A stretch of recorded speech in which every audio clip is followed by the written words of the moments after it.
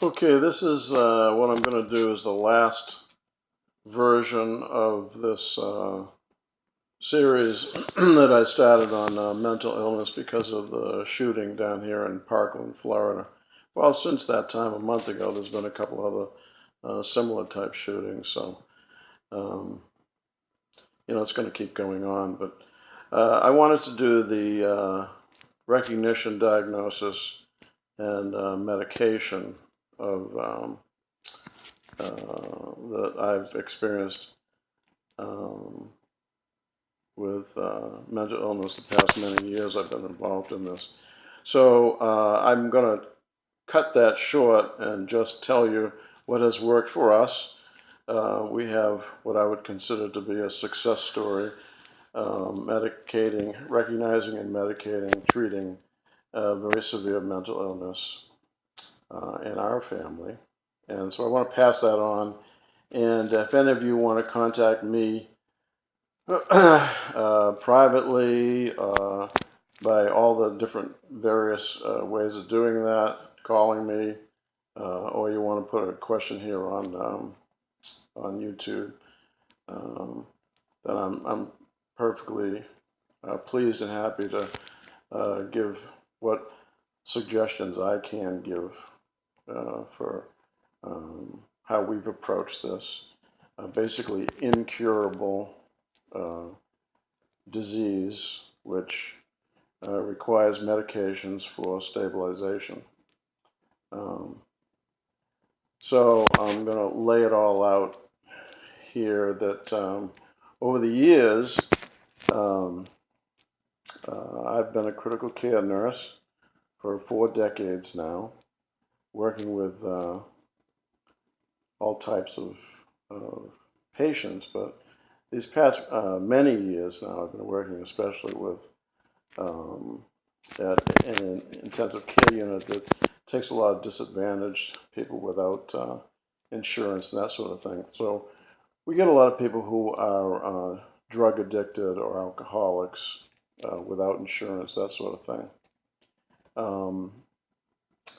The result is that I have seen a lot of these patients who are basically without support, no insurance, basically on their own, which is, as I've explained in the last several portions of this series, that's what happens to patients that don't have the government or family support, is that they're on their own, and they end up, in the last case resort, in the intensive care units, and these days a lot of them dying from heroin and fentanyl overdoses. So I'm going to tick off the result, basically, of what I feel is the problem here is that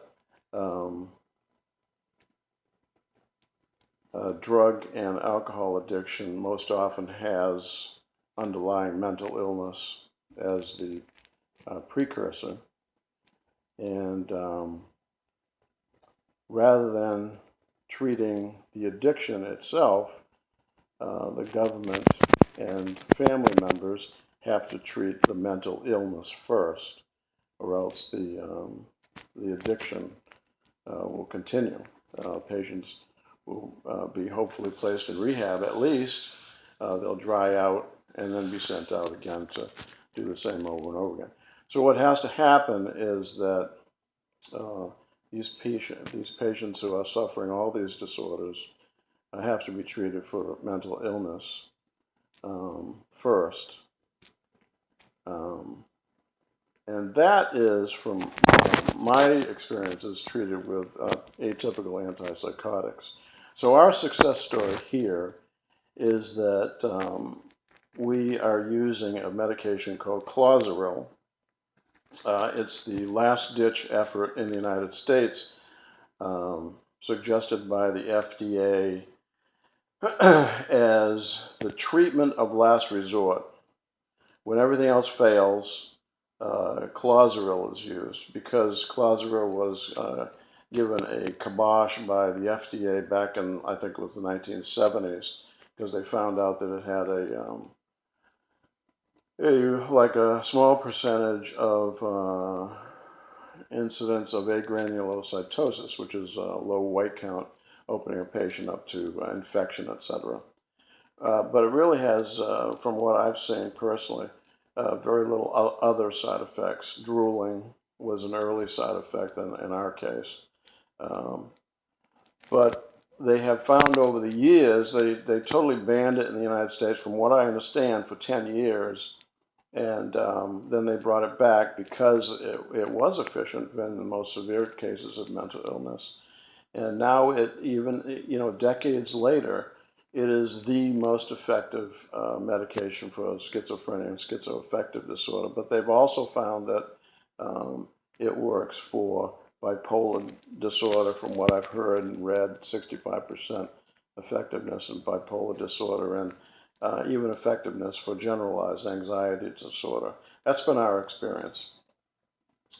And from the very few patients that I've encountered in the hospital that are on clozapine, otherwise known as Clozaril, they also are effectively medicated with this as a monotherapy. So your physician has to be registered in a national registry in order to prescribe Clozaril, and your patient has to have at least monthly blood checks for CBC analysis to rule out, to adjust the medication to prevent agranulocytosis. I'll tell you, it's worth it 100%. There have been many Clozaril clinics, they call them, opened up because of the need for frequent blood monitoring. And I would suggest, if anyone has these problems with a patient or a family member or whatever, that you call the Clozaril clinics first for their suggestions on how to get help for your loved one or your patients. Because they would know the efficacy of this particular type of drug in the atypical antipsychotics. That's my suggestion. Anybody that has any of these disorders, I would talk to a neuropsychiatrist, not the regular psychiatrist. Neuropsychiatry is a subset of psychiatry, and these folks deal with behavioral endocrinology, basically. I don't think they've gotten down to the point where they understand that hormones cause anxiety and hormones cause mental illness. That's my belief anyway. But they do at least understand the neurotransmitter disorder problems. And again, in my experience, the atypical antipsychotics, especially clozapine or Clozaril, same thing, are the most effective in dealing with chronic mental illness.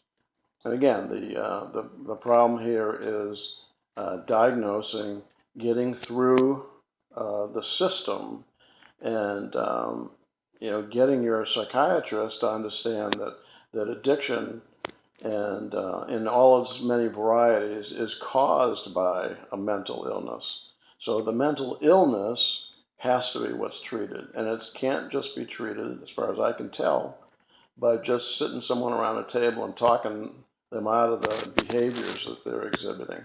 It has to be treated with medication.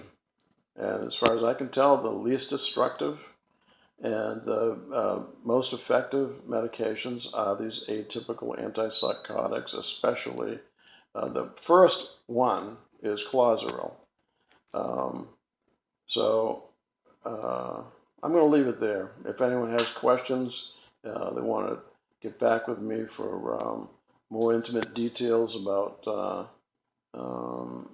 all the different things that happen with families that are involved in mental illness. I can tell you there's light at the end of the tunnel. It's I've been educated here by my family and my experience, in intimate contact with people who are suffering from mental illness and addictions, et cetera, et cetera, et cetera. And there is hope. There is hope at the end of the tunnel here. We just have to get the government and the psychiatric profession online and get them diagnosing and treating all these people with, from the lowest level of super anxiety disorders all the way up to psychosis. It can be done. It's a team effort, and if you have a family member, it's a family affair. 24 hours a day, 7 days a week, and I'll tell you what, we're very happy with the result of our treatment, and I can't recommend what we've done higher to anybody who's interested in following our path. So thank you for listening. Again, I'm available for consultation, free consultation. Again, I'm just a critical care nurse and father of a wonderful person who's suffering one of these disorders. And so have a good day, and thanks for listening.